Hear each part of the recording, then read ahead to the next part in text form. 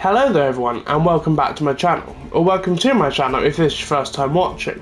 And today we're starting on Gift of the Martyr, which is the continuation to the World Legacy story that we just had. Ooh, not too bad. Gift of the Martyr.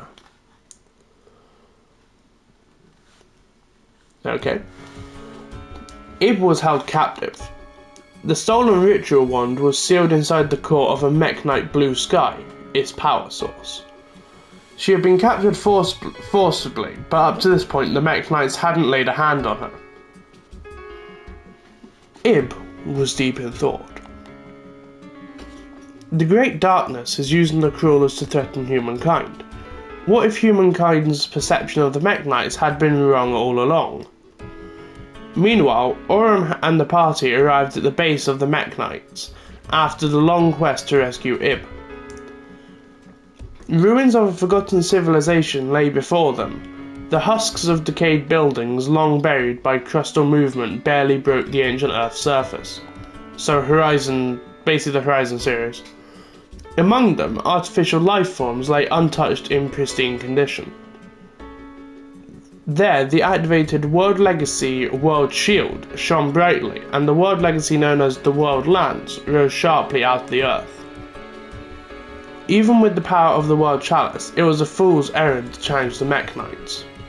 Following Lee's words, Avram and the group decided on the sneak attack on the World Shield. Before the party, a knight appeared, then another. Previously, they wouldn't have stood a chance, but now it was different. They had to rescue Iblee. Their determination made them fight with blood-curdling ferocity. Sensing danger, the Mekk-Knights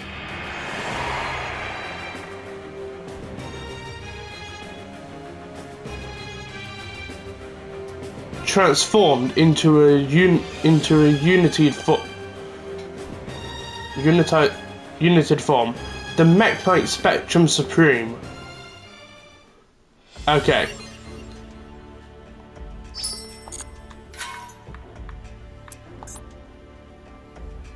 Okay.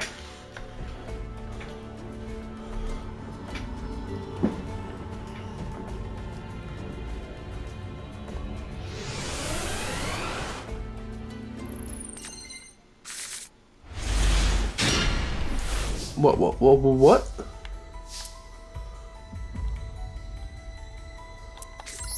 I didn't know Trap Eater was a card. There's that. And now I set you and set you. Ooh. And I end. Could have done it better with an unexpected die, but I didn't, so. Oh well.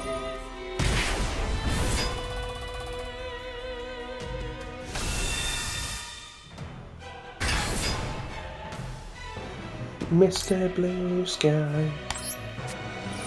I hear that and I hear Blue Sky and just think of Mr. Blue Sky. Haha, Mirror Force. You thought.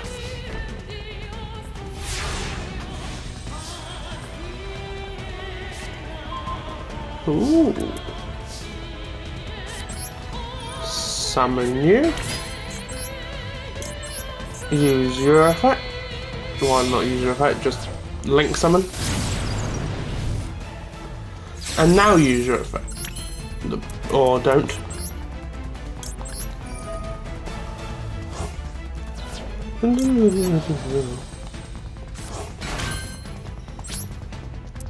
And battle. And the end.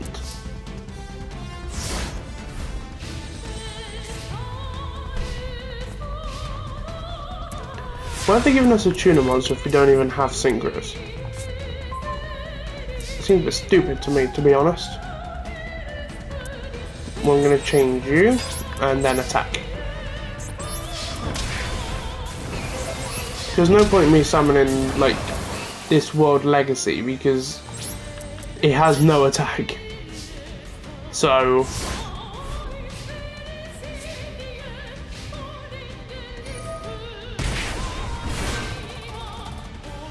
oh, well.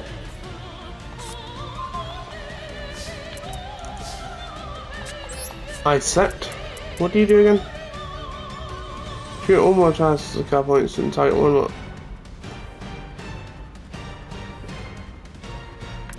No.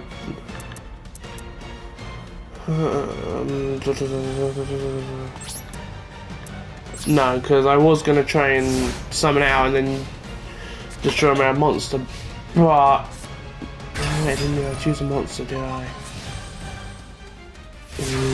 Stupid. Ah, hey, there we go. I'll just use Lightning Storm instead. Wait. I need to have no face-up cards. Great. Just great.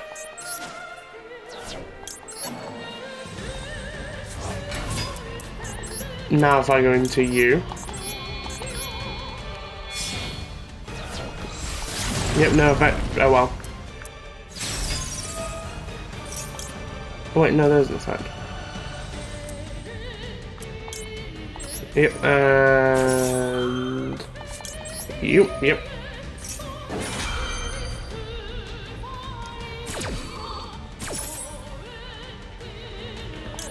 Special summon you.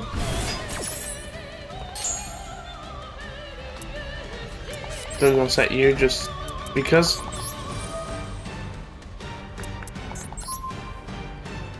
I'll get rid of you.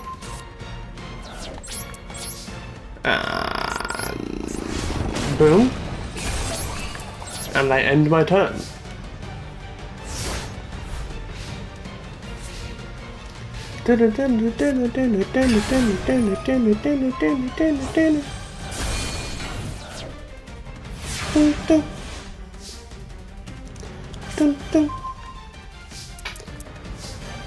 Compulse evac. Get rid of you and you, and go to battle and end the duel right there, just like that. Hey.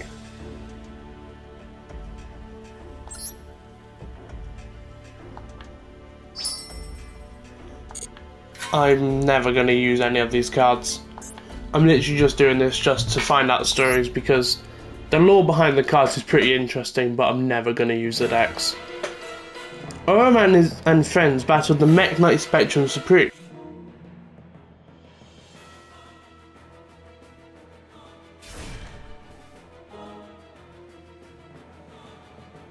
Gathered his strength and put his all into one decisive strike of his spear.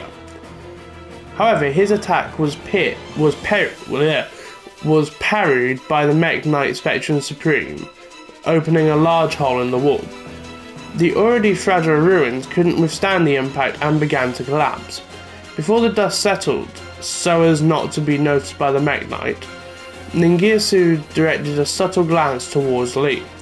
Noticing the glance, Lee nodded slightly and slipped from the battlefield. She'd signalled her intentions to infiltrate the base alone and rescue Iblee. Lee flew feverishly before finally arriving at Iblee. Iblee bathed a sigh of relief when she saw Lee there unharmed, but her relief was short-lived as she learned that the others were battling the Mekk-Knights. Maybe it was they who were wrong to battle the Mekk-Knights. To know the truth, she had to stop the battle immediately. As Iblee uttered those words, Lee, who stood in front of her, now slowly turned around. Upon their first meeting, Lee had granted Iblee with the warm smile of a fairy. But her smile had transformed, now blackened and hideous. Terrified, Iblee sought to scream, but her consciousness was consumed by deep darkness before she could utter a noise. Ooh.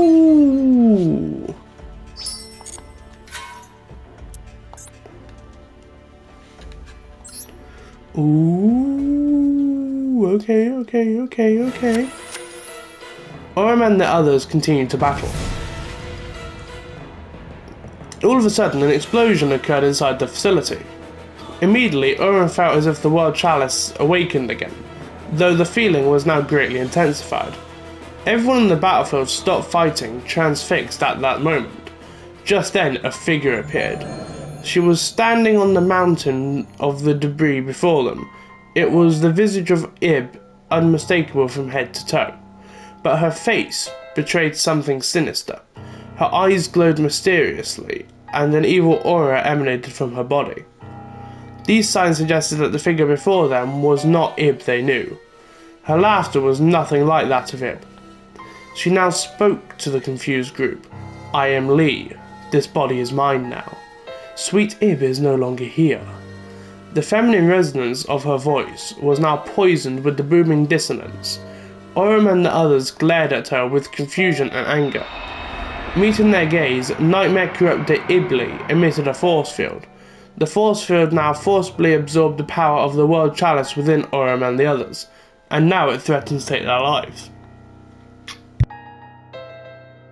However, it would be the Mekk-Knight Spectrum Supreme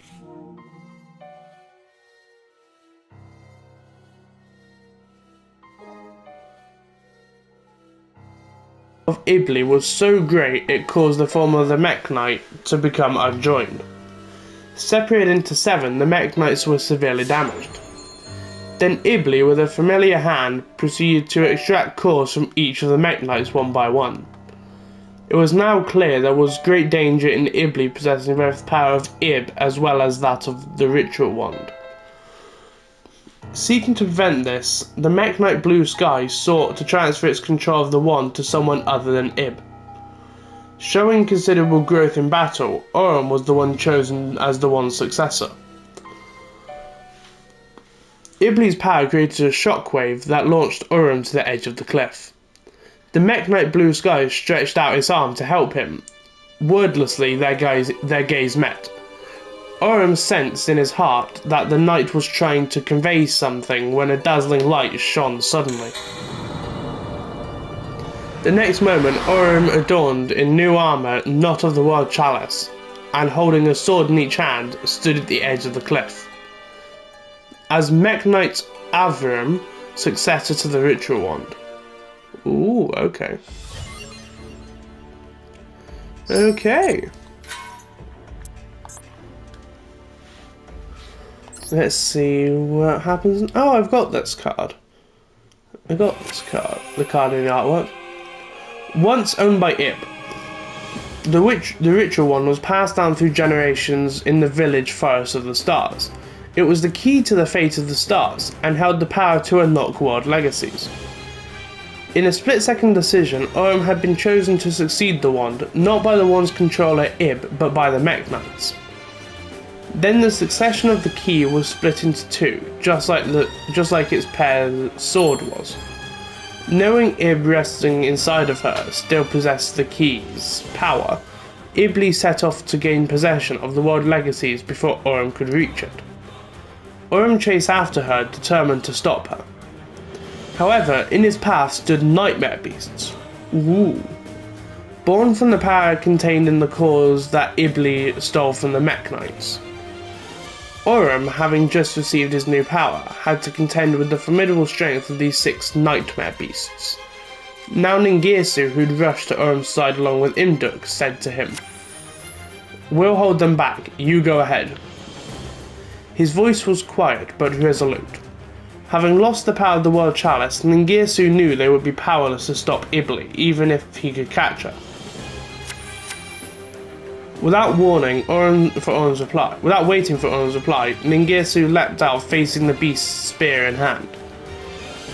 Though nearly powerless, Ningirsu still deftly handled his spear as if possessed. As the Nightmare Mermaid was crushed, the beasts all turned their heads towards the spear wielder in unison. They must have wanted to pursue his little sister more than anybody else. Avram took off to pursue Iblee and the world lands, with the determination of Ningirsu as the wind in his sails.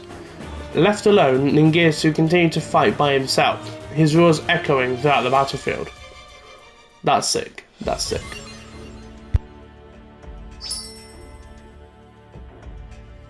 Oh, Mekk-Knight Avram. I don't know why I thought it was going to be like a Link monster or something, you know? Like, I would have thought so, at least.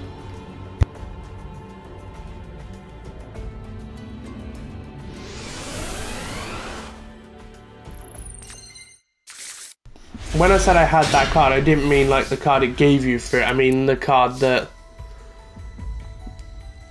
was like actually there, you know? The one in the artwork. Because the artwork is like it's like a trap card that doesn't... It's a trap card that stops your opponent from summoning Fusion, Synchro, or Exceeds for the turn, I'm pretty sure. Oh, hello, Nightmare Mermaid. Goodbye, Nightmare Mermaid.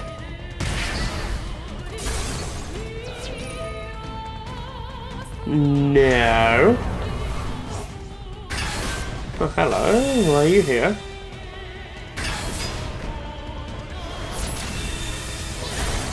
Were you on my side of the field?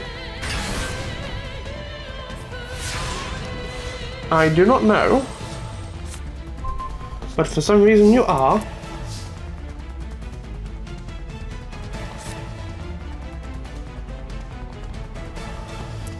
Okay. This card's in your hand, you can target 2 face-up spell cards on the field, 1 from each side, banish them, okay? Just gonna use that quickly.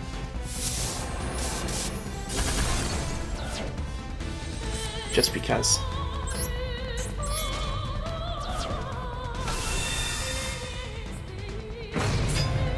And I'll activate your effect. For you. Hehe. And I end.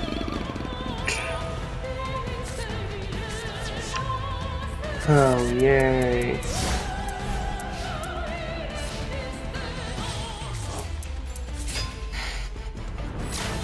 Really? Really?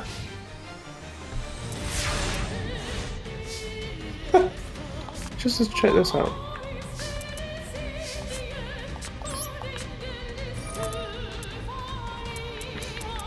Let's summon you just because I can.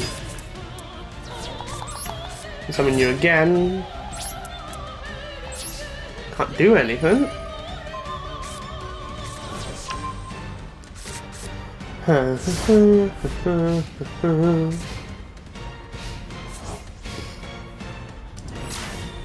You know, it's not until stuff like this when you realise how much an extra deck actually helps. Because it helps a lot. Oh. Please give me something good. Please, just give me something good. That's all I ask. That's all I ask. I'm not asking much.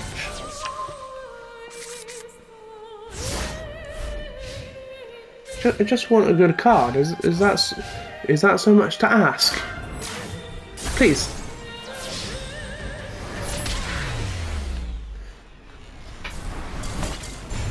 Well, I guess we'll have to try again.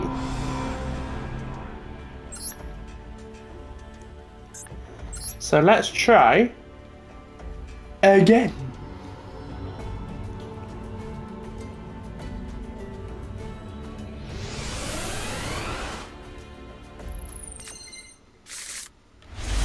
Okay, I got unexpected die to begin with, so that's good.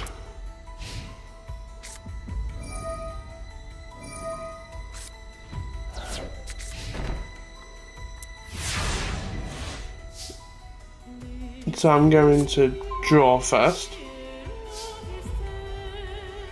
Oh, I got an unexpected die, nice. I already had one, but it can never hurt to have two, can it? And I'm going to summon a second one, just because I can. Oh. Okay. I'm going to equip you with onto you. Wait, no, are you not on equip? Yeah.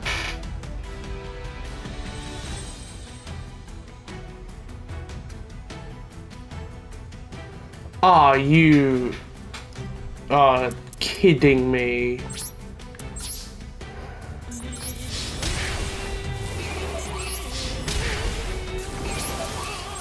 Messed that up because I didn't read properly.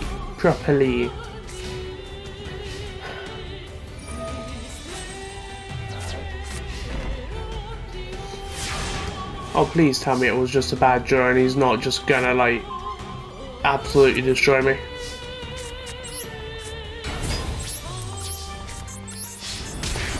Please, please, please, please, please.